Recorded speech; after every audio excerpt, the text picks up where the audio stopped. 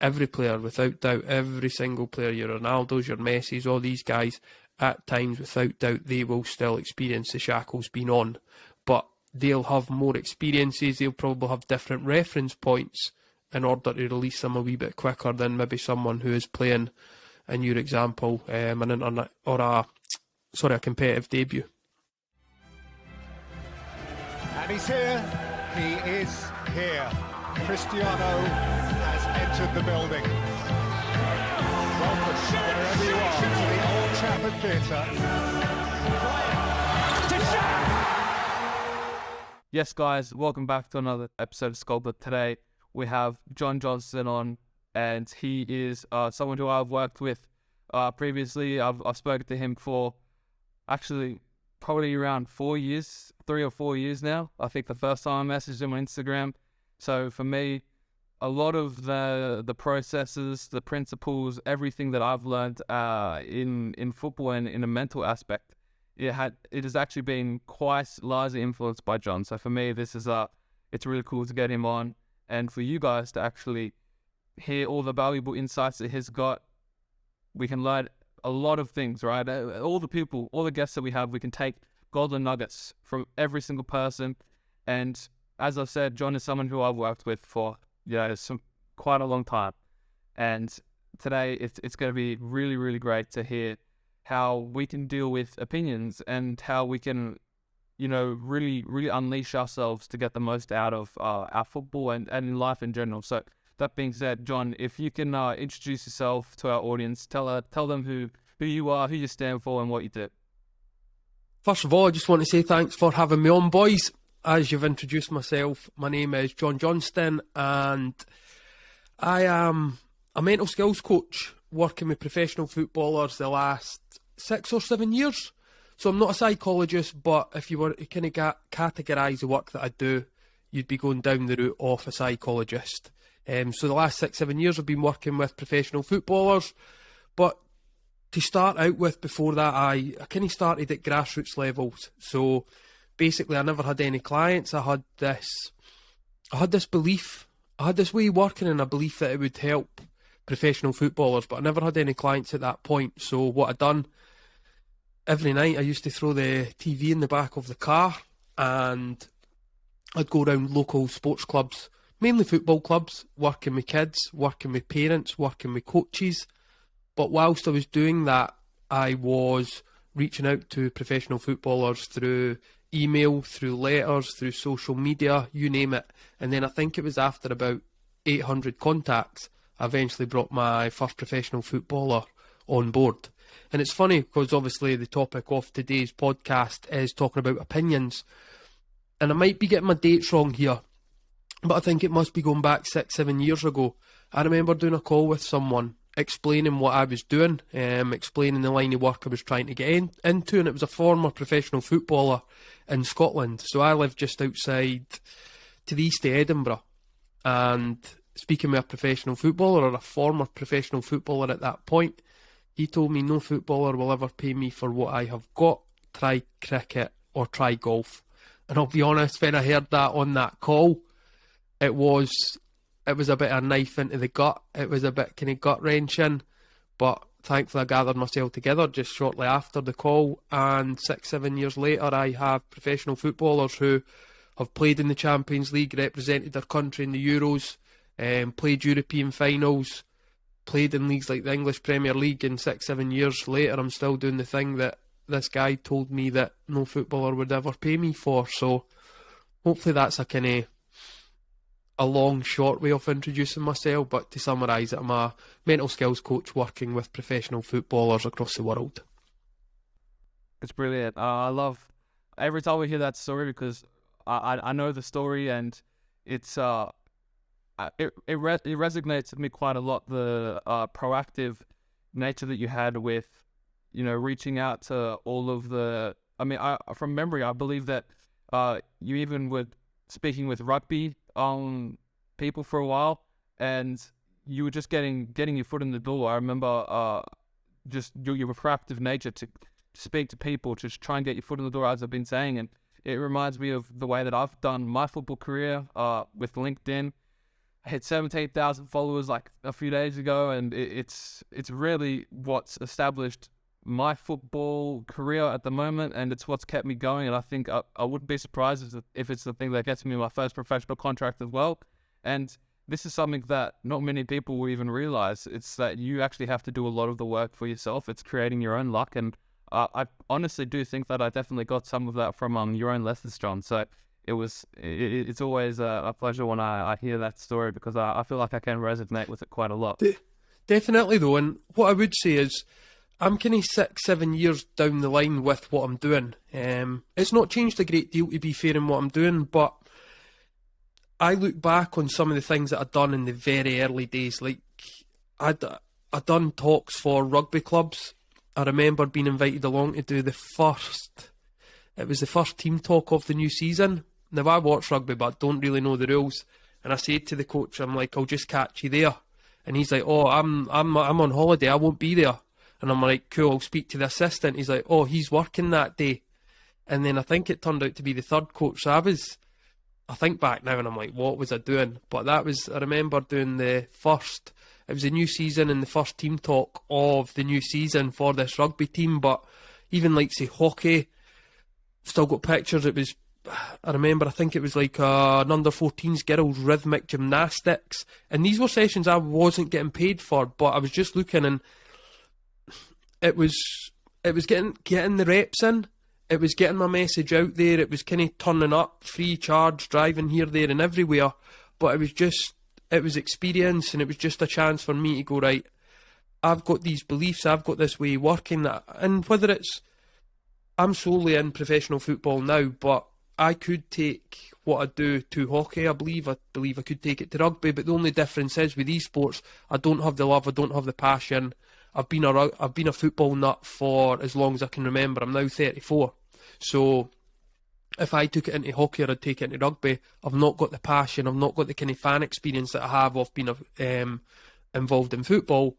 But you look back on your journey and you do think, why was I doing that? But thankfully everything that I'd done back then has led me to a point that I'm quite happy to be at for now. Yeah, 100%. It's, as I said, it's brilliant to hear, the personal anecdotes, because everyone's got a story, right? And it's a great insight to how you were making, your dreams a reality. And I know that you are heavily invested in football, and as you said, these areas that you're working on specifically can translate to any aspect of life, sport, anything. So it's really a valuable lesson for even our listeners, just to hear that working on you as an individual. I remember, John, you said that you went to Thailand, was it, for a self-improvement thing?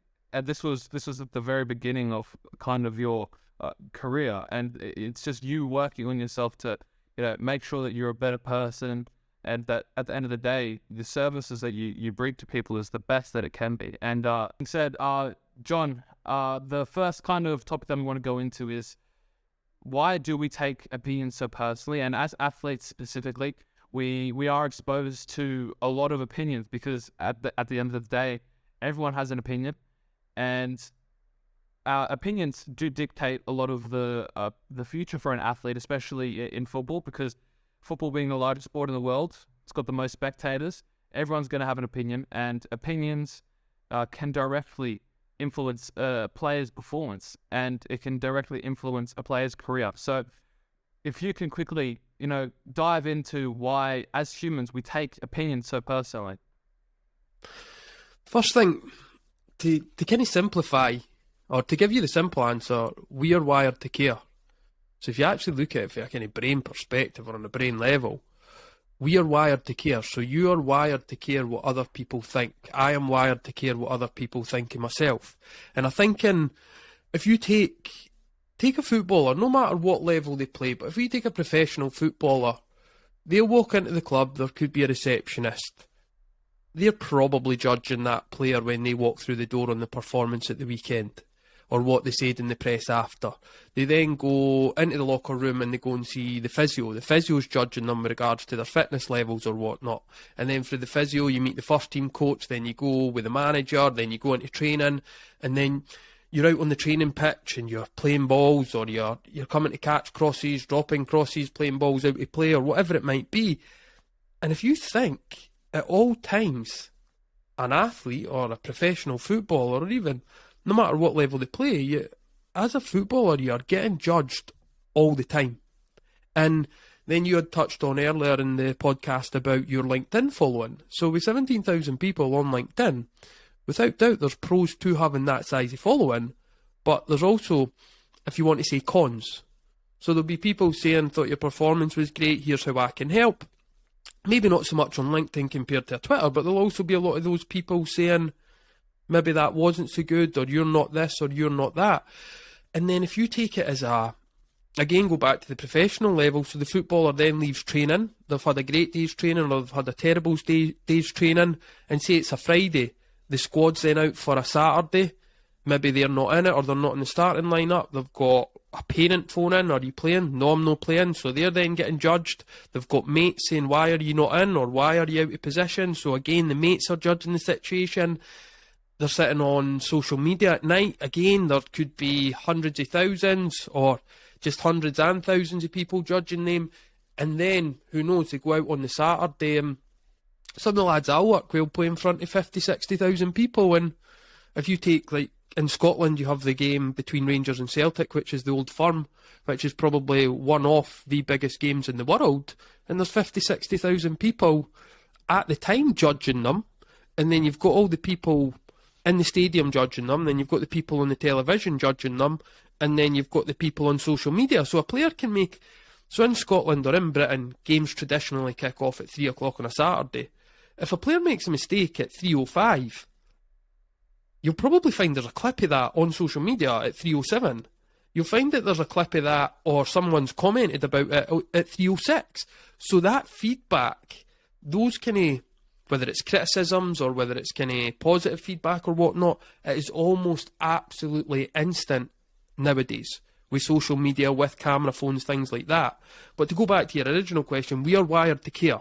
So anybody listening to this, if we're going down the route, if we know we're wired to care, and our approach to opinions or criticism in particular is don't care about it, that's going against what the brain actually does. The brain cares, because if we didn't care, why is social media so big? If we didn't care about each other or what other people... Why do we upload things on social media? Because we care. The reason social media is so big, it is absolutely massive with communities and whatnot, is because we care.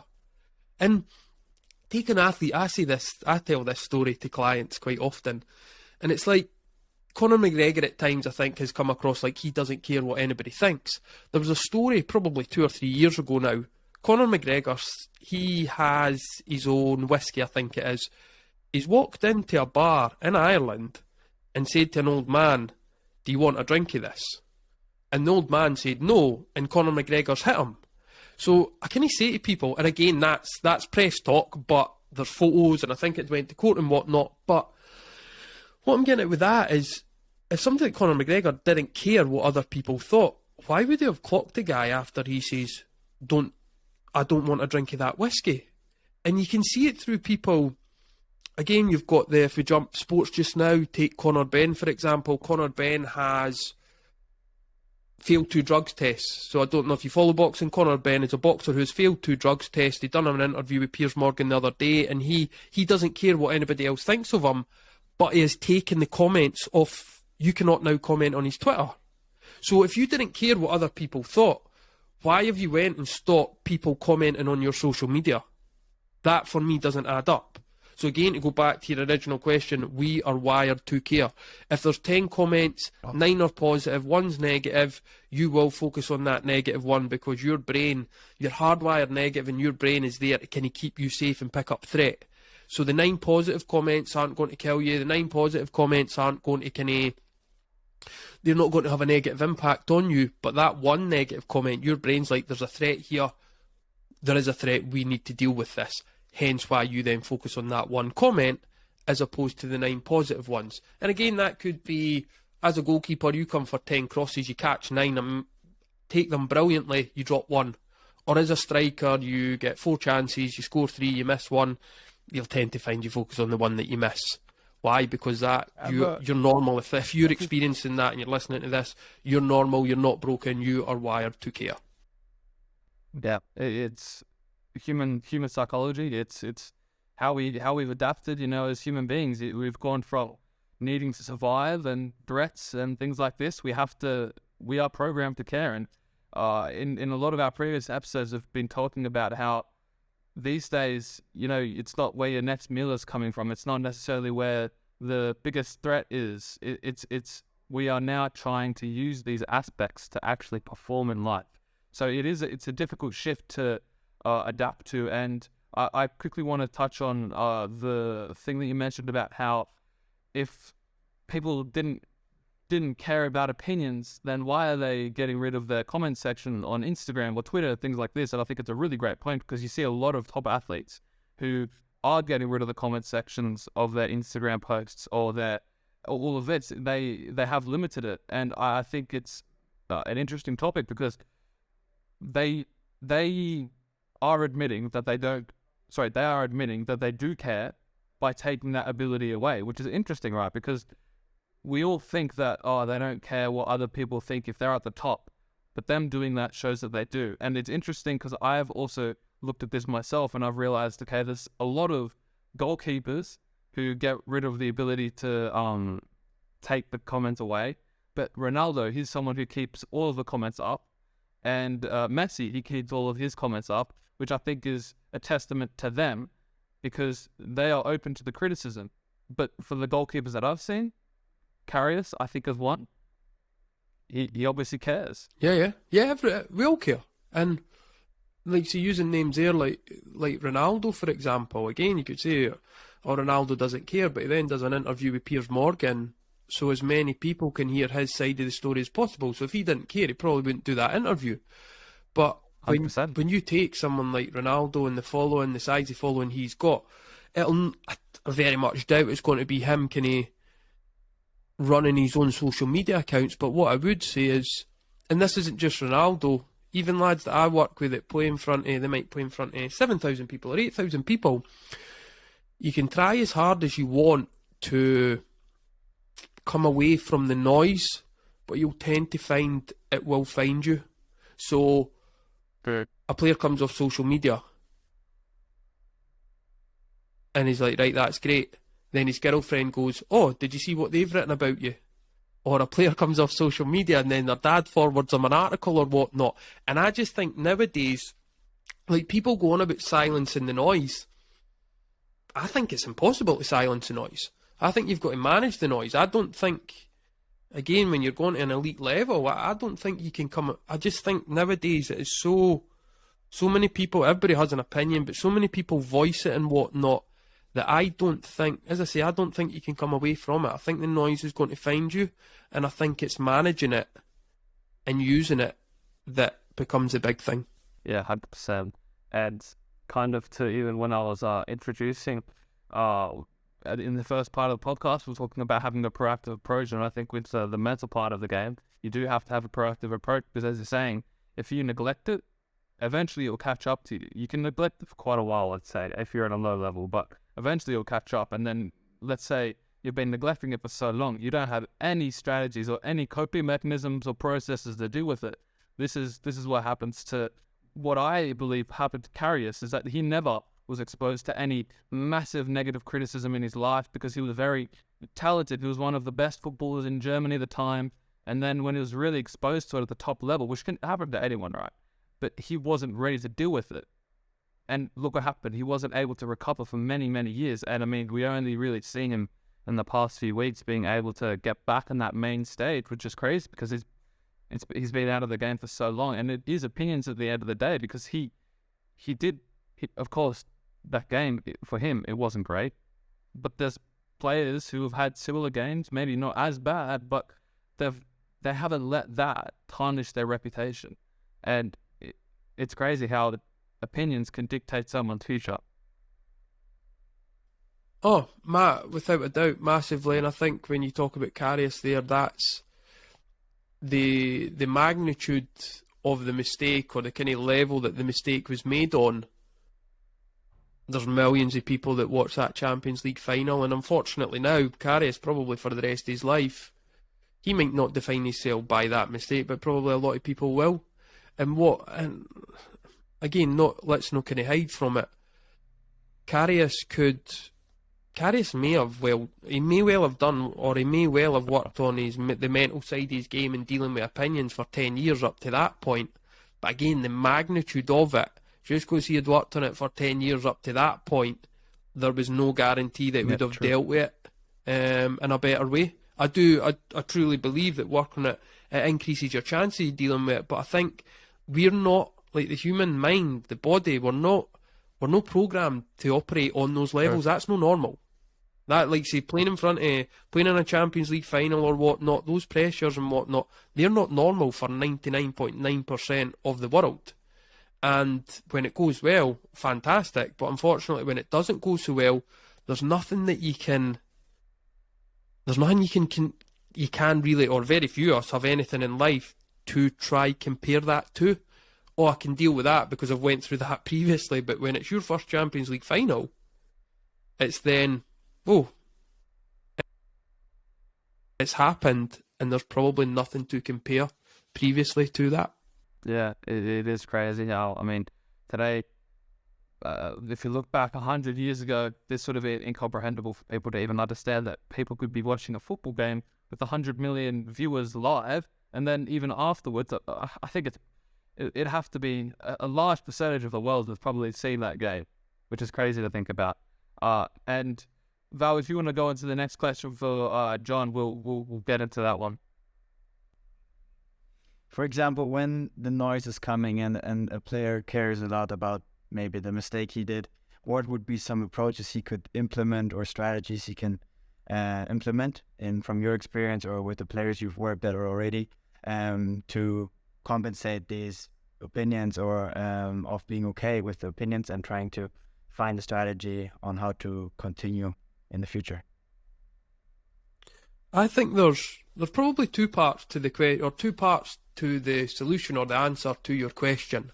And I think quite often what we do is we jump to what do we need to do here in order to deal with other people's opinions better.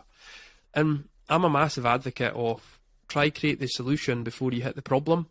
And for no matter whether it's football or hockey or rugby or whatever kind of level someone's playing at listening to this, and whether they play sport or not, they're probably got to come across an opinion that they don't agree with. Now, what I would say, a lot of people say that they don't like being judged or whatnot, but when somebody's telling you you're absolutely amazing, people love that. It's when it's criticism, it's kind of on the other side. So we do like being judged. We do like when people have an opinion, when it's boosting our ego and it kind of marries up with what we think of ourselves.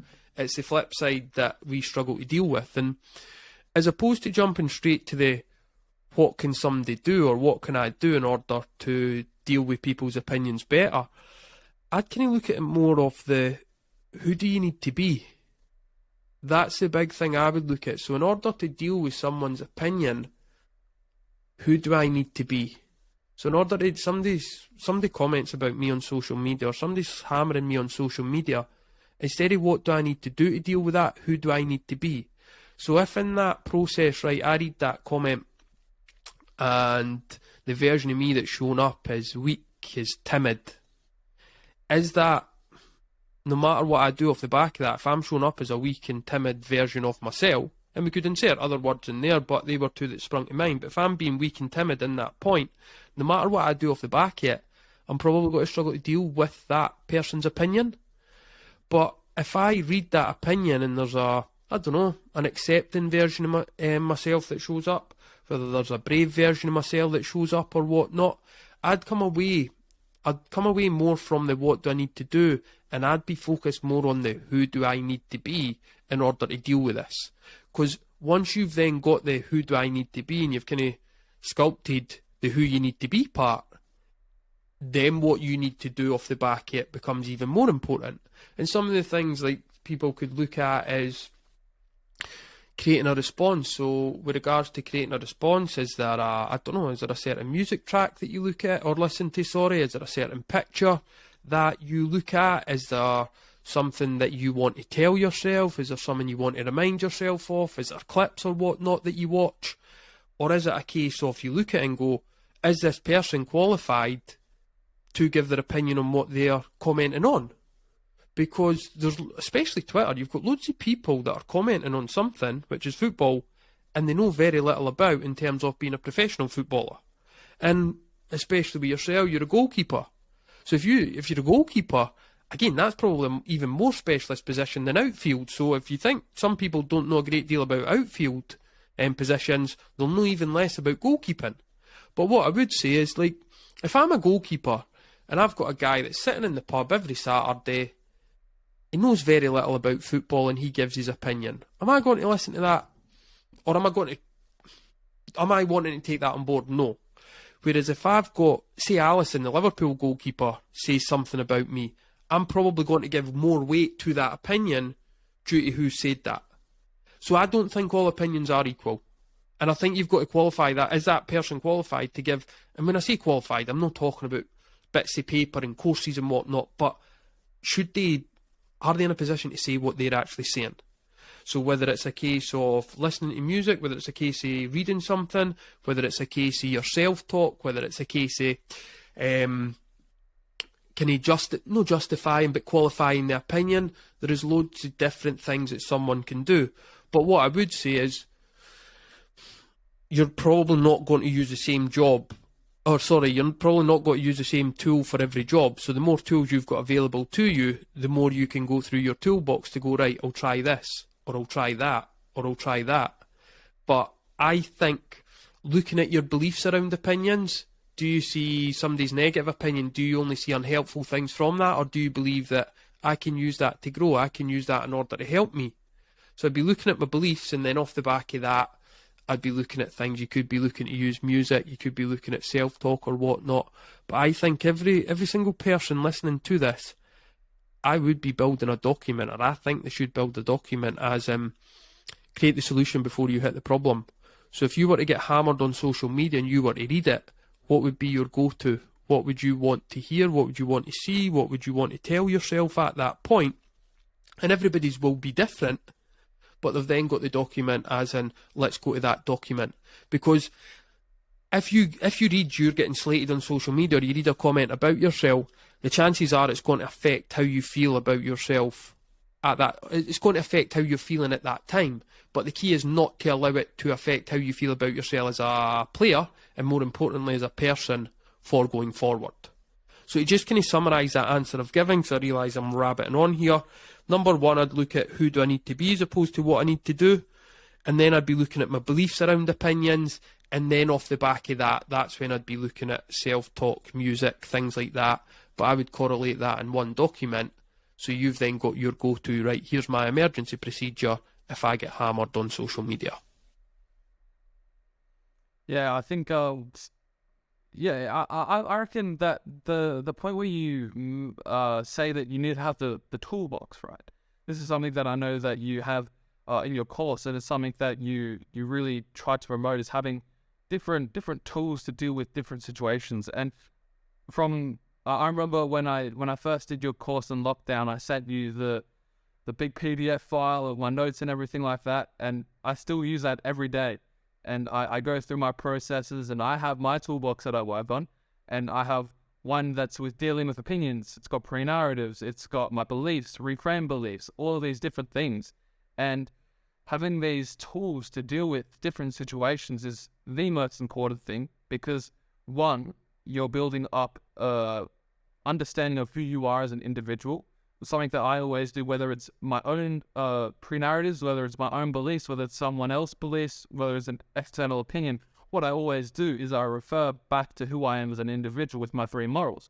Because at the end of the day, as you were saying, if someone's opinion holds more validity, let's say if I'm getting criticized by someone who's at the top of their game, be it a coach or a fellow player, I'm going to give more validity to that opinion than the old man sitting down at the top. And with this, it's understanding that there's criticism. Yes, you can take things from that, and then also having the processes to deal with.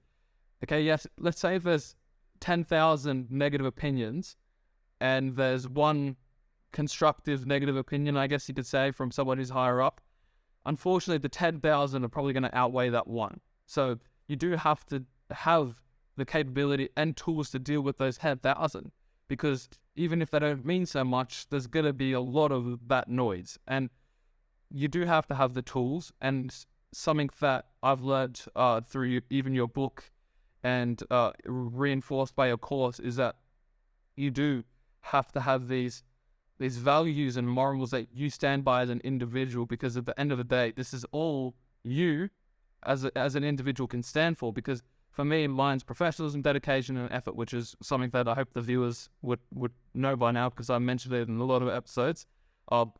If I'm getting critiqued by anyone, or if I'm critiquing myself, I'm always able to think, well, is this aligned with who I am as an individual truly? Is this opinion taking into account for my professionalism? Is it taking into account for my dedication? Is it taking into account for my effort? If it is, if it's not, if it is taking into account of those things, then I know that it's actually a constructive thing, because it's pulling me back into line where who I want to be. Let's say it's not got anything to do with those morals. Then I know that this opinion isn't necessarily an opinion that I need to work for, because this opinion isn't in alignment with where I want to go. Where I want to go is to be the most professional person there is, the most dedicated person there is, and the most, not effortful, but the most hardworking, I guess is the word that you could switch out for that. But these are the things that I want to be the best at. So anyone who's not in accordance to these morals, they don't necessarily get the light of day. Yes, that being said, they still might get the light of day, because a lot of noise is not easy to silence, right? But at the end of the day, if I'm focusing and reinforcing this narrative in my head, this new narrative in my head, that these morals are who I am and what I stand for, then you're going down the right path, I believe. Yeah. And I think the big thing you've focused on there is it's internal. It's not an external answer, really. It's internal. Yeah, without doubt, there's things externally you can do in order to help. But once someone said something or written something, it's then been said, it's then been written, so it then needs to be dealt with, whether it's true, untrue, whether it's been said from a good place, a bad place, or whatnot. But once someone said something or written something, once it's out there, whether it's harsh or not, it then needs to be dealt with. And as I say, that's what I like about your answer, the fact that it's all kind of focusing on self. But what we also need to remember as well is when someone makes a comment, it's like anything I say on this podcast. Some people might listen to this and think, that's a lot of nonsense. That's cool. I'm cool with that. But other people, maybe one or two that listen and go, no, what, I quite like what he's saying. But what I'm saying is coming from my values, my beliefs, my experience, and the way that I see the world. And it's just like if someone's listening to this and maybe someone has put a comment on social media about them, that comment or what that person said, whether it's a manager, whether it's a supporter, whether it's a teammate, they're saying it from how they see the world. They're saying that thing from their beliefs, from their standards, from their principles, and from how they see the world. So someone's comment or someone's opinion, it reflects them. It kind of reflects them as opposed to reflecting you. Yeah. I see that with a lot of the Twitter stuff, especially because if you look at the most critical people on Twitter, I mean, I don't use Twitter myself, but because it's such a well-known thing that Twitter is an abusive place for football, I mean, you can see that the people who give the most abuse, they have an anonymous profile. They don't want to be seen, and it shows a lot about them, because if they were to go out in public and say that, they wouldn't say it. And it is indicative to who the person really is. And if we go into the next kind of topic, Val, if you go into the next topic with John, we'll hop into that as well. If we've already started playing with the shackles, how do you start to flip the switch? First of all, what we'll do on that is bring, like, playing with the shackles on that. That makes it's crystal clear in my head what that means. But if we define what playing with the shackles on actually is, or my definition of it is, it's like a player who knows they want to play forward or that they should play forward, but they play back. A striker that knows he should shoot but cuts back, or he should go to the back door in order to get on the cross but decides to hold back so he's not missing. So someone who probably knows what they should be doing, but for whatever reason to them or unbeknown to them, they're not actually doing it. And I think it's tough, without doubt. I think every player experiences that at some point, maybe not every game, but I think if you speak to any player at any level, I think they'll have played with the shackles on at some point. I know that when I played, I certainly played with the shackles on, but I think the answer to this will be different for everybody. So if I've got the shackles on, how do I remove them? And there can be answers like, look at how you would deal with making a mistake, or what you would do if you were to make a mistake. How would you deal with it? What would we hear? What would we tell ourselves? What would our body language be like? So we could look at something like that. But I think with different listeners, the answer would be different. So to make it kind of specific, what I would do, and we'll keep it simple, I'd take a pen and a piece of paper, and for someone that's currently playing with the shackles on, down the left-hand side, I'd be looking at, right, why am I currently playing with the shackles on, or why do I currently believe I'm playing with the shackles on? What am I telling myself that's leading me to playing with the shackles on? What have I experienced and I'm telling myself off the back of it that is leading to me playing with the shackles on? Or what am I doing in order to play with the shackles on? And I wouldn't go past 5 answers for that. You might have 1, you might have 2, but I think 3 to 5 is probably the nice kind of answer. And if I'd look at, right, on the left-hand side of this page, we've got the reason of why I'm playing with the shackles on. And I think if you go deeper into it, for the vast majority, it will be due to what other people might think of me. And then I'd flip those answers. So we might not know what we need to do in order to release the shackles, but if we know what we are doing that is putting the shackles on, we can then flip the answers and execute on the opposite, if that makes sense. And again, when I'm giving these answers, they make complete sense to me, but I want to make sure that they make sense to the listener. So first of all, I would look at what is leading me to playing with the shackles on, or what do I believe is leading me to playing with the shackles on? What am I telling myself? What am I thinking? What am I doing that is leading me to playing with the shackles on? And then I would flip that, because we might not know what we need to do to take the shackles off, but we're probably got a right good idea of what's keeping them on or why they're on. And then if we flip those answers, so I create the opposite, and then we execute on that, there's a way that we can start to release those shackles. But again, I think if we look at reasons that the shackles can go on, there's probably going to be expectations in there. There'll be scrutiny. There'll be consequences. And when you play in front of a crowd, there's going to be scrutiny. There's got to be consequences. There's got to be expectations. And whilst these things go up, the more likely the shackles are to go on. So we need to manage the scrutiny, manage the expectation, manage the consequences better to then start releasing the shackles. But I do think if tomorrow you go into a game and there's 60,000 people, I think there will be an element of the shackles on within your play. Yeah, it's very difficult to actually let go of those shackles, especially for, let's say, someone who's going into a professional game for the first time. How do you actually, take those shackles off? It's going to be a very, very difficult thing, and maybe you can't take the shackles off in your first game. Maybe you do have to almost be okay with you kind of having them on, because unfortunately it's not just a flip of a switch. It comes from a lot of pre-established work before that, because the reason why we play with shackles on, and obviously, as we're saying, it can be individual to every single person, but typically it's because of an external factor like pressure, opinions, or sometimes it can be an internal pre-narrative that you might have. This could be maybe more not immediate, but it could be a quicker kind of flip, because you can work on yourself a lot easier than you can work on external things. But these things can really dictate performance and everything like this.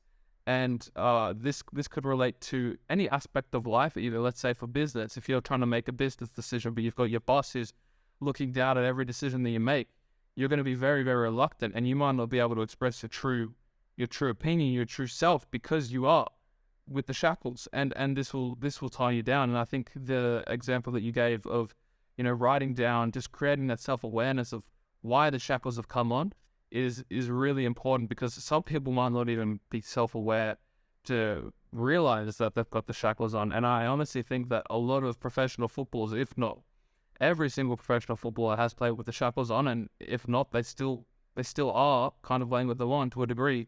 And it comes through a lot of mental skill to actually really develop the ability to take them off and to sustain taking them off, because it only takes one mistake for you to put them back on. And we know how easy it is to make a mistake in football, because you're going to make plenty of mistakes in a game.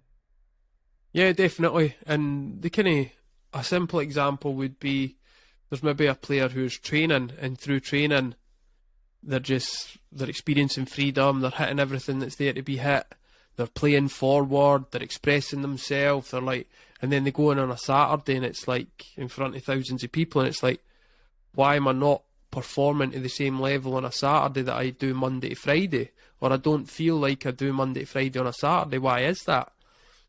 The shackles are on, there's pressure. Again, go back to the scrutiny, the consequences, the expectation, the eyes on you and whatnot. It's if you miss a chance in training, another ball gets thrown in and you go again. Or you go back to the start and you start the drill again or whatnot. If you give the ball away, somebody might shout, but if the goal goes in, right, get the ball at the net, let's go. Whereas on a Saturday, if a goal goes in and there's thousands of people standing behind you, or there's thousands of people, they're then chanting, booing, or whatever it might be, the pressure's different, the shackles are on. And I think there's every player, without doubt, every single player, your Ronaldos, your Messis, all these guys, at times, without doubt, they will still experience the shackles being on. But they'll have more experiences, they'll probably have different reference points in order to release them a wee bit quicker than maybe someone who is playing, in your example, a competitive debut. Yeah. Val, I want to see if you could give a personal anecdote where you've actually seen yourself flip, because I think that relating this to viewers is going to be a very important aspect, because they might be stuck thinking, okay, what's the necessary action to take, right? And I think that the only necessary action to take is from within, really. But Val, if you can give an example where maybe you're on trial, maybe it's making that first step in training. Val's recently signed, well, not recently, but signed with a professional team in the Greek second division. And unfortunately, with injuries, he hasn't been able to make his debut yet. But this is something that Val's working to at the moment. And for him to make his debut, naturally, the shackles are going to come on. Now, Val, if you can give a personal anecdote to where you've seen the shackles come on, or if you've had to take them off, I think that would be great for our listeners to understand with a personal anecdote. Yeah, so I give you a very, very recent example, actually, from yesterday. So I had my first match day with the squad. We went to an away game, 3 hours away, against a very, very good team. And it was my first time training with the team on a consecutive basis. We've been training for a month roughly, because our league was suspended due to financial reasons, and it just picked up again. So we prepared for our game, and basically I knew that I wasn't going to start the game because my coach, I'm the youngest center back in my squad, he has a very, very unique approach to coaching, which I don't really like on a personal level. He screams a lot. He puts a lot of pressure on myself. It's my first year training professionally in this kind of environment, and I do sometimes try to not take it too seriously, or get or for his words to get under my skin, because it still hurts. I still care about what he says. But for example, in yesterday's game, in the 60th minute, he put me out to go to warm up, and I was really excited. When I was sitting on the bench for the first 60 minutes, I was sweating. I was like, oh, if I come in, what should I do? I don't want to make any mistake. But then actually I went out to start warming up, and just doing my usual warm-up routine with my athletic coach and whatsoever. So getting into the routine, the routine of warming up, it just felt normally, like we always do on a regular training basis. And for me, that kind of cooled me down. I've tried to focus on myself, that I will warm up properly, that I tried to go through my match script, that I put myself out. We've talked about it in a recent episode. So with that, and my 3 points, for example, where that I set myself are my positioning, that I'm always correct in my positioning, that I'm aggressive towards the ball, defending, and that I play simple, because in the past few weeks, comparing it to my youth seasons in the past and to where I'm currently at, playing football has changed a lot, because in the professional men's level, I would consider playing a simple game as more effective than trying to be the next Virgil van Dijk in my situation, because Virgil van Dijk is a very strong player on the ball. He likes to dribble, he likes to play some riskier balls, but he can do it. He has already proved himself to be worthy of those situations. But for myself, I do a lot of mistakes still, also in training, where I try to do too much, and then I get off guard. I put myself down mentally because it's not working for myself, but I know that I have these, but that I can do it. And from my experience yesterday, I was glad to be in the squad, but I was also nervous to get on. I didn't know how it felt because I've never been in this situation. So I think that was the shackle before. I had the shackle on when I was sitting on the bench. I was sweating. I didn't know what was going to happen. But then as soon as I stepped on to the sideline trying to warm up, I basically freed myself a little bit. And because I got into the normal routine, I was not thinking about what's happening in the game. But I was just focusing on the current moment, me warming up and trying to be ready. Unfortunately, it didn't come to my debut, which I'm a little bit bummed about, but I will keep on working with this coach for now. We don't know what the situation with the league, if the league is going to be suspended completely or not. That's nothing I can affect. It's an external factor, and I'm just trying to focus on the next session tomorrow, and hopefully to get my debut and some minutes, because this is vital for my future career, and I want to not stay here. I want to also climb the ladders. So yeah. No, good man. And I think the main thing that basically what you've done, and I've spoke to 2 or 3 people about this over the last week or two, and if you think about it, if we talk about pressure, quite often it's the night before the game, the morning of a game, or sitting on the bus going to the game where you experience the most pressure. You're in the changing room again, there's a bit of pressure there. But as you start to go into the warm-up, for some players it can ease. Again, for some players it can still be quite high. But the vast majority of players that I work with, the point that pressure starts to release or lessen, or whatever the right word, or whatever word someone wants to use, is when the referee blows that first whistle. But if you think about the night before the game, the morning of, on the bus or whatnot, you're projecting into the future and probably thinking about what could go wrong. So you're kind of focusing on the outcome. You're very outcome based in your thinking. You're probably focusing on vulnerabilities. But once that referee's whistle goes, I think you'd actually use the term, you came into the here and now, you came into the present. So instead of focusing on the outcome and our vulnerabilities, we then came back into the present and we're focusing on our strengths.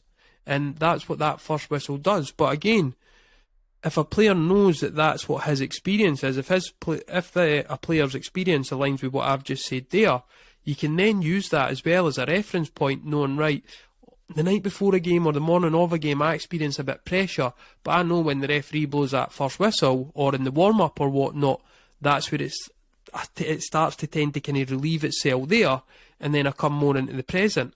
And if the night before and the morning off might be uncomfortable for you, but if you know once that referee blows that first whistle, you tend to be cool, you can use that as a reference point in order to help you for going forward, in order to handle the pressure, and no shackles being on.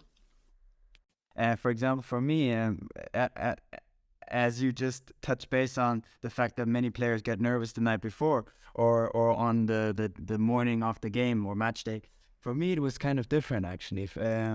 I was not stressed or nervous or had any pressure at all, because I knew going into the game I wouldn't start off the game. I didn't even know. I knew from past experiences my coach doesn't substitute a lot, does changes. So I already went in with the consideration of maybe not playing. The worst possible outcome for me would be that I would sit on the bench for 90 minutes. As soon as it hit the 60 minute and my coach told me, oh yeah, there's maybe a possibility of me going in, my pressure kind of disappeared, because in that moment I was just focused on trying to warm up, and it suddenly got real, and that's when I tried to go into my focus state and try to prepare for the game ahead. So the morning of the game I just went through my normal routine, eating a nutritious breakfast, but I didn't really think about the game too much because I already knew that I'm maybe not one of the first 11 squads.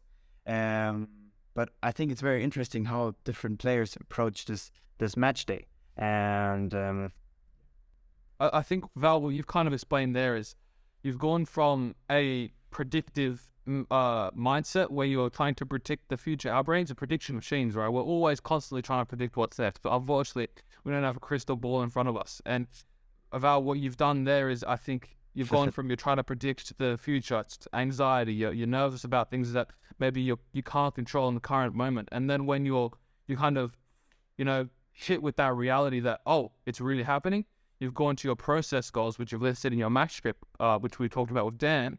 And these things, which I've talked about with Joe before with your process goals, these things can help you refocus in the moment. This helps you be recentered. You can focus on the controllables, not focusing on external outcomes such as winning the game, but focusing on the things that you can do right now that will help you win the game. This will help you focus now. It will help you focus on what's important. And this will help you not predict the future, because what's the one thing that everyone can do right now is control the right now. That's all we can do, because I can't control what's happening in the future. I can't control what happened. I can control what happened 2 seconds ago, but I can only do that through focusing through what I'm doing right now. And that being said, we're almost at the hour mark, so we'll quickly wrap up that topic about opinions. I think we've definitely touched on a lot there, and there's been definitely a lot of golden nuggets that we could take out of that, and a lot of really good personal anecdotes as well through some of the players that John's worked with, through Val just then.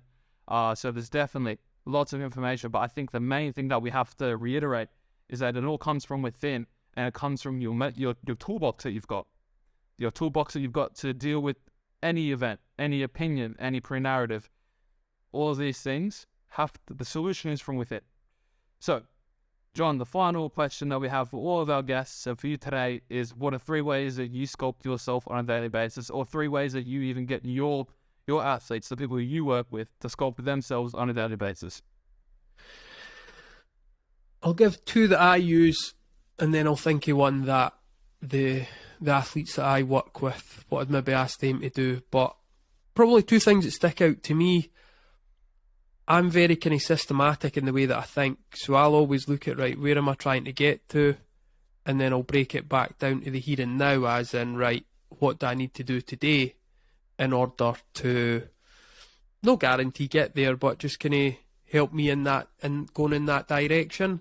So I'm very kind of here and now based with what I do, not just in business but in life. And when I say here and now, I'm no robot, so it does at times you do think of the future, but I'm very much in the day. Like what I've got tomorrow in the diary, I don't have a clue. I'll open my diary tomorrow, or maybe later tonight, and I'll have a look tomorrow. I'll nail today, and then I'll move on to tomorrow. So I'm very kind of process driven and very kind of processed in my thinking, rather than being caught up in an outcome. Now, what I would say on that, though, that works for me, that works for my life and where I'm at just now, but it's like anything, there's pros and cons to that. So being kind of process driven over outcome driven, that's one thing. Another thing I'm doing just now, I'm running 5k a day. So I started at the start of the year there. We have a thing, and again it's to do with rugby, but there's a guy called Doddy Weir in Scotland. So he was an international rugby player with Scotland, and unfortunately he got MND, so motor neuron disease, which is basically a muscle wasting disease. And in Scotland, I thought it was for 4 weeks, but it turns out for the first 6 weeks every year, there's like an awareness drive on motor neuron disease. So there's like a tartan, and you can wear a snood and whatnot, and basically you commit to doing, whether it's certain miles, certain exercises, through the first 6 weeks of the year. I thought it was just January, so I committed to doing 5k a day in January. And then when it got to the end of January, I realised it was another 2 weeks. I'd done the other 2 weeks, and somebody's like, what are you going to do now? So I kept it going another couple of days just to buy myself that little bit of time. And now I think I'm coming up for 70 odd 80. So the target now is to do a 5k a day for a year. So that's kind of, I'm sort of sculpting myself that way, I'd say. Yeah. And as for what I would get clients to do, a massive one, maybe not necessarily on a daily basis, and I do this at times, but certainly like going into games, like checking in with yourself. So kind of creating a self-awareness, checking in with yourself. It's not for any reason to...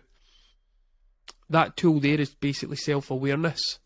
So it's like self-aware, right, where are you actually at going into this game? Where are you actually at?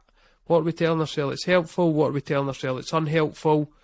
Do we continue, can you be in this version of yourself, or do we need to change the version of yourself now for what we're going into the game? But checking in with yourself, which for me just creates massive self-awareness around where you're at, and just make sure that your check-in is honest. You're not trying to be a version of you that you want to be at this point. It's exposing the version of you that is actually showing up. So once you've got, right, I've got a check-in, here's who I'm being, here's what's happening, you can then work on, right, I'm going to progress with that and continue with being this version, or right, I need to change 2 or 3 things. So check-in would be the third one, and I use it at times, but 100% I encourage all clients as well. Yeah, it's really cool to hear, you know, the processes that you have for your clients, just creating that self-awareness, because without self-awareness, a lot of people won't take action because they don't know what the problem is. And so just creating self-awareness, whatever it is, positive or negative, it's always good to be self-aware. And I think everyone needs to improve that self-awareness because, you know, even as an individual myself, I believe that I am self-aware. I believe that I'm very self-aware, but I'm self-aware enough to realize that I'm not the best at being self-aware. So for everyone, it's very important to create self-awareness because it's the only way you can start taking action. Because without the awareness, you know, you're just stuck. You don't really know what's needing to be done. So that being said, John, absolute pleasure to have you on today. It was really amazing to hear, you know, the way that our listeners can sculpt themselves and start to understand how opinions can they actually can be attacked, and they can be reconstructed to, you know, not necessarily hinder us or benefit us. Sometimes it can just be noise, and these things don't come easily. It comes through processes and things that you have from within, but it's having the toolbox and the toolkit to deal with these things. And at Sculpted, this is something that we really, really want to convey, because at the end of the day, it does come from within. And yeah, again, thank you so much. It was an honor to have you on. And for me, you know, I appreciate everything that you've helped me with, and I hope that we can just share that to our listeners today. And thank you again. And Val, is there anything that you want to quickly say before we close? No, not really. Just I really found the shackles analogy interesting, and for the listeners to take with. I personally took this part away from the podcast, and I'm very thankful for John to be here today. No, thank you for having me, boys, and hopefully it might be a podcast that comes with subtitles. If you ever do the audio on the screen, maybe we might need subtitles, but apologies if I have spoken too fast at times, but no, thank you for having me on, lads. Yeah, that was an honor. Thank you so much, John. I really appreciate your time.